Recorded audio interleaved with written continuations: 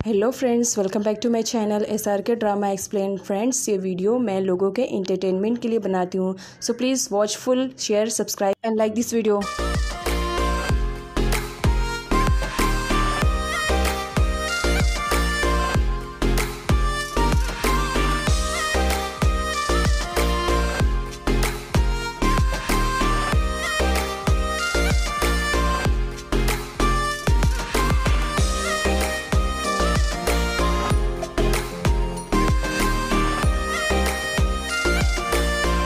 ड्रामे की starting America के एक बीच साइड से होती है। ड्रामे का मेन लीड, जिसका नाम बेन है, आज वो अपनी गर्लफ्रेंड के साथ टाइम स्पेंड करने के लिए आया था।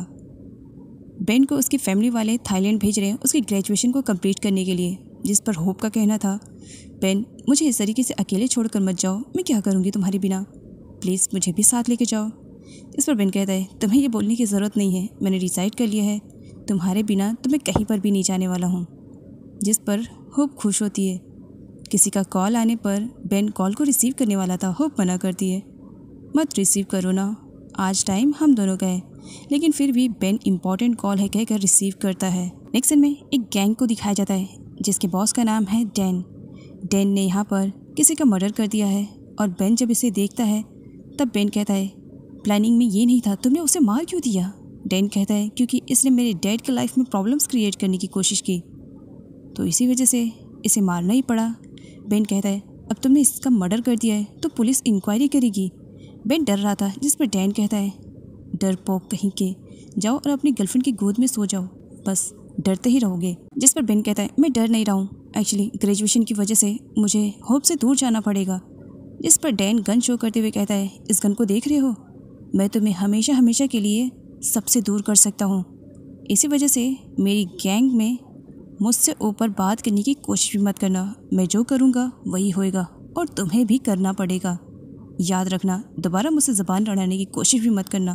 बेन घर वापस आता है, वो बहुत बुरी तरीके से डरा हुआ था। होप को हक करके वो सब कुछ बता देता है, डैन ने किसी का मर्डर कर दिया है।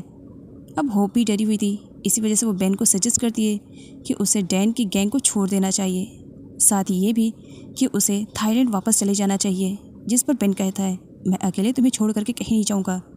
तब होप कहती, मेरे रिलेटिव्स हैं, हम वहाँ पर जाएंगे कुछ टाइम के लिए, एक काम करो, तुम पार्क में मेरा इंतज़ार करना, बाकी सारी पैकिंग मैं वहीं पर करके आऊँगी, और इस बीच कभी डैन आया तब मैं उससे झूठ बोल दूँगी, ठीक है, तो मेरा इंतज़ार करना, मैं वहीं पर ही आऊँगी।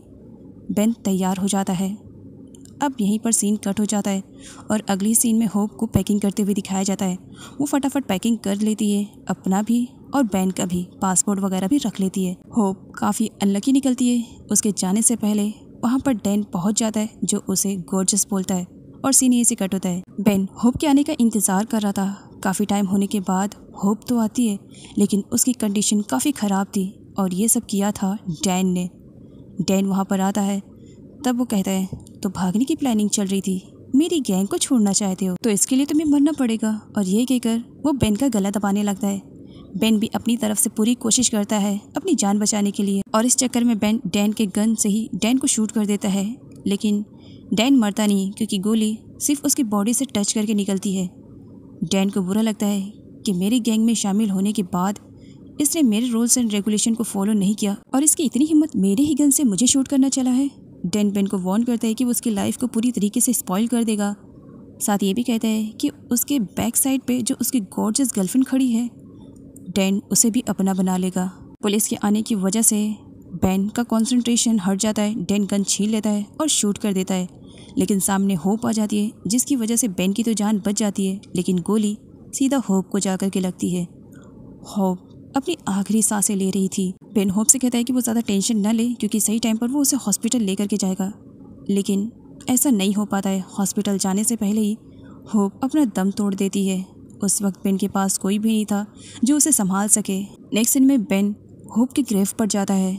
वो हमेशा होप के ग्रेव पर जाता है और उसके लिए उसके फेवरेट फ्लावर्स को उसके ग्रेव पर रखता है। बेन के डैड बेन को रिसीव करने के लिए अमेरिका आते हैं, ताकि वो थाईलैंड ले जा सके बेन को उसकी ग्रेजुएशन के लिए। होप के खोने के बाद तो मानो बेन की पूरी दुनिया ही उजड़ गई है। वो ना स्माइल करता है, ना ही किसी से बात करता है। टीचर बेन को अदर स्टूडेंट से इंट्रोड्यूस करवाती हैं, पैट से, एकन से, कॉन्ग से, इट से और अदर स्टूडेंट्स।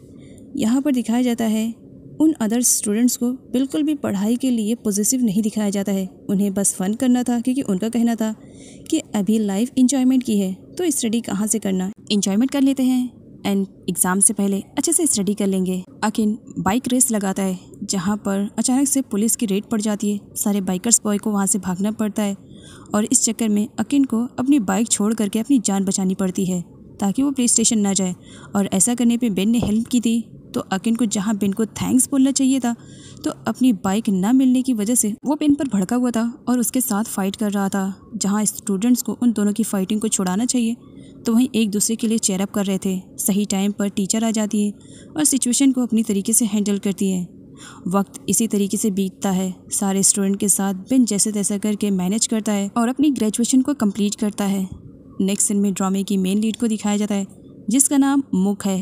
मुक स्विमिंग कर रही थी, तब यहाँ पर उसकी पहली मुलाकात होती है बेन से। होप के खोने के बाद से बेन ने किसी भी लड़की में इंटरेस्ट नहीं लिया था, बट आज वो फर्स्ट टाइम जब मुक को देखता है उसे अजीब सा फील हो रहा था। वो बस मुक को ही देखे जा रहा था। पूल के पास एक माया नाम की लड़की की एंट्री होती है, जो कि बेन को डार्लिंग बोल रही थी। बेन उसके साथ फन करने लगता है और ये सब देख करके मुक को बिल्कुल भी अच्छा नहीं लगता है। मुक की मॉम कॉल करके मुक को इन्फॉर्म करती है कि शाम में उसने आने का प्रॉमिस किया है, जिस पर मुक कहती है, मॉम वैसे भी मेरा यहाँ पर आने का बिल्कुल भी मूड नहीं था, लेकिन आपके फोर्स करने की वजह से मैं यहाँ पर आई हूँ, फिक्र ना करें मैं आ जाऊँगी। मुक को यहाँ पर मिसअंडरस्टैंडिंग हो जाती है। उसे लगता है कि बेन एक फॉरेनर है। अपनी मॉम के कॉल कट करने के बाद भी वो ऐसा रिएक्ट कर रही थी मानो अपनी मॉम से बात कर रही है, और बातों ही बातों में वो बेन की काफ़ी इंसल्ट भी करती है। साथ ये भी कहती है कि फॉरेनर कितने ज़्यादा यूनिक होते हैं ना, मतलब उनमें शेम नाम की कोई चीज़ ही नहीं होती है, बस जहाँ होते वहीं पर शुरू हो जाते हैं। दिल तो करता है उनके मुंह पर पंच मारूं और उनके पूरे दांत तोड़ दूं। इतनी इंसल्ट सुनने के बाद भी जब मुक वहाँ से जाती है तब बेन उसे गुड बाय बोलता है। मुक जल्दी में अपनी मॉम से मिलने के लिए जाती है एंड बेन से टकरा जाती है, जहाँ पर मुक बेन से सॉरी कहती है। थाई लैंग्वेज में बेन उससे बात करता है। मुक अपना सर पकड़ लेती है, इसका मतलब इसको थाई लैंग्वेज आती है।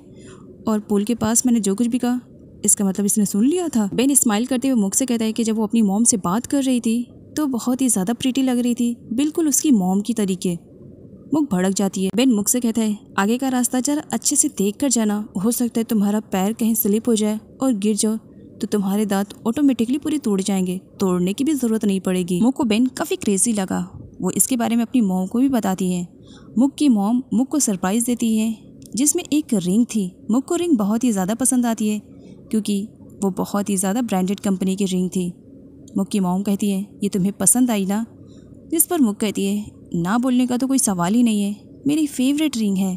वैसे ये रिंग क्यों? तब मुक की मॉम मुक को बता देती है कि उन्होंने अपनी बेस्ट फ्रेंड के बेटे के साथ मुक का रिश्ता तय कर दिया है और ये इंगेजमेंट रिंग है। मुक उस रिंग को निकालने की कोशिश करती है, बट वो रिंग उसके फिंगर से निकल ही नहीं रही थी। जिस पर मुक कहती है, मॉम ये आपने अच्छा नहीं किया, आपने मेरे साथ चीटिंग की, यहाँ पर बुला करके मुझे इन सारे झमेलों में क्यों फंसा दिया मॉम। आगे मुक को दिखाया जाता है, जो कि अपनी ही मॉम की ज्वेलरी शॉप में गई हुई थी। मुक को झटका लगता है जब उसे मालूम पड़ता है कि उसकी सिस्टर सिया को भी इन सब के बारे में मालूम था, लेकिन फिर भी उसने कुछ भी उसे नहीं बताया। मुक की मदर मुक का इंट्रोडक्शन अपने बेस्ट फ्रेंड से करवाती है, जिनके बेटे के साथ मुक का रिश्ता तय हुआ है। मुक को हर किसी से बस यही सुनने मिल रहा था कि वो बहुत ही ज़्यादा प्रीटी है। अचानक से मुक के फेस का रिएक्शन बदल जाता है जब वहाँ पर वो जनरल को और जनरल की वाइफ को देखती है। जनरल की वाइफ कोई और नहीं, माया है। अपने हस्बैंड के होने के बाद भी वो किसी और से अफेयर कर रही है। मुक बस कुछ टाइम के लिए स्टैच्यू से खड़ी रहती है। धक्का तो तब लगता है ज़बरदस्त वाला जब वो वहाँ पर बेन को भी देखती है और उसे अपनी सिस्टर सिया के थ्रू मालूम पड़ता है कि उसका फियांसे बेन ही है। मुक को यकीन नहीं आ रहा था। मुक की मॉम ने उसे फ़ोटो सेंड किया था। मुक अभी वो फ़ोटो को देखती है और जब उसे मालूम पड़ता है कि उसका फियांसे बेन है, तो फिर क्या, वो इस एंगेजमेंट को तोड़ने के लिए तैयार हो जाती है। बेन बहुत ही स्मार्ट तरीके से मुक का फ़ोन उससे छीन लेता है और अपनी फ़ोटो को देखते हुए कहता है, हैंडसम हो ना? वैसे तुम मेरी फियांसे हो, इसके बारे में मुझे थोड़ी देर पहले मालूम पड़ा। वैसे हमारी जोड़ी काफ़ी जमेगी।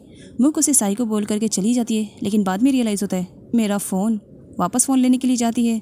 फ़ोन छीनने के चक्कर में वो बेन की ही गोद में गिर जाती है, लेकिन जैसे तैसे करके वो अपना फ़ोन छीन ही लेती है। साथ ही ये भी कहती है कि वो बेन जैसे टिपिकल मैन से तो बिल्कुल भी शादी नहीं करेगी। साथ ही ये भी कि वो उन दोनों का भांडा भी फोड़ देगी। बेन स्माइल करते हुए वहाँ से जाने लगता है। मुक उसे रोकती है, ओए अभी मेरी पूरी बात नहीं हुई, एटलीस्ट मेरी पूरी बात तो सुन लो। बेन एक रूम में जा कर के रुक जाता है। मुक के आने पर वो उस डोर को लॉक कर देता है। मुक डरने लगती है। देखो, मैं ज़ोर ज़ोर से चिल्लाऊंगी और सबको बता दूंगी कि तुम्हारा और जनरल की वाइफ का अफेयर चल रहा है। बेन स्माइल करते हुए, तुम बाहर जाके बताओगी? सबूत है तुम्हारे पास? बिना सबूत के कोई तुम्हारी बात नहीं मानेगा, सबूत पहले ढूंढो। स्टेज पे जनरल की स्पीच चल रही थी। तभी वहाँ पर मुक देख लेती है कि एक वुमेन अपने बैग से गन निकाल रही है जनरल को शूट करने के लिए। सही टाइम पर मुक उस लेडी को हैंडल कर लेती है, जिसकी वजह से जनरल की जान बच जाती है। लेकिन इस चक्कर में मुक गिरने वाली थी। बेन उसे संभाल लेता है। जब मुक अपनी आंखें खोलती है तब वो बेन की बाहों में थी। बेन मुक को देख करके स्माइल करता। ओ अच्छा, तो ये प्लान था मेरे पास आने के लिए। इधर कुछ ऑफिसर्स को बॉर्डर के पास एक डेड बॉडी मिलती है। सिया मुक के सामने बेन की काफ़ी तारीफ़ें कर रही थी कि मुक बड़ा ही ज़्यादा हैंडसम है, और वो जब उसे बचा रहा था तो उस वक्त वो और भी ज़्यादा हैंडसम लग रहा था। मुक अपनी मॉम को साफ मना कर देती है कि वो बेन जैसे साइको पर्सन से बिल्कुल भी शादी नहीं करेगी। घर वाले रीज़न पूछते हैं, जिस पर सिया अपने हस्बैंड के पास जाती है और उसे हक करते हुए कहती है कि बेन ने जब मुक की जान बचाई थी ना, तब दोनों कुछ इतने ही ज़्यादा क्लोज थे। इन दोनों के बीच में ज़रूर कोई केमिस्ट्री चल रही मॉम, और मुक के मना करने का भी कोई रीज़न है। अच्छा बताओ, रीज़न क्या है? मुक बता देती है क्योंकि बेन का अफेयर जनरल की वाइफ से चल रहा है। सबका मुंह तो खुला का खुला था, लेकिन सबको ऐसा लग रहा था कि मुक इस शादी से बचने के लिए झूठ बोल रही है। बेन जो कि एक स्पाई का काम करता है, लेकिन इसके बारे में दुनिया को बिल्कुल भी खबर नहीं है। बेन के डैड बेन को एक मिशन पे भेजते हैं। बेन पूछता है मिशन के बारे में। डैड बताते हैं कि अकेले में मैं बताऊंगा, लेकिन पहले मुझे बॉस से परमिशन लेनी पड़ेगी, और बॉस कोई और नहीं बल्कि बेन की मॉम ही रहती है। बेन के डैड बेन की मॉम को सारी सिचुएशन के बारे में बताते हैं, और ये भी बताते हैं कि वो बेन को एक सीक्रेट मिशन पे भेज रहे हैं। बेन की मॉम को इससे बिल्कुल भी प्रॉब्लम नहीं है।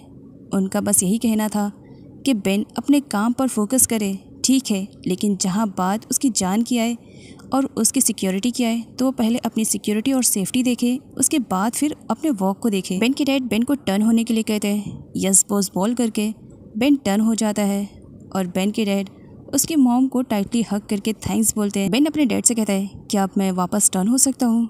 डैड के परमिशन देने पर ही बेन टर्न होता है। इधर मुक जितना ट्राई कर रही थी कि वो बेन के साथ इस रिलेशनशिप में ना आए, तो घर वाले उसकी बातों का बिल्कुल भी यकीन नहीं कर रहे थे। माया की असिस्टेंट मुक के पास आती है और उसे बताती है कि माया मैम उससे मिलना चाहती है। मुक डरी हुई थी कि आखिर जनरल की वाइफ माया मुझसे क्यों मिलना चाहती है।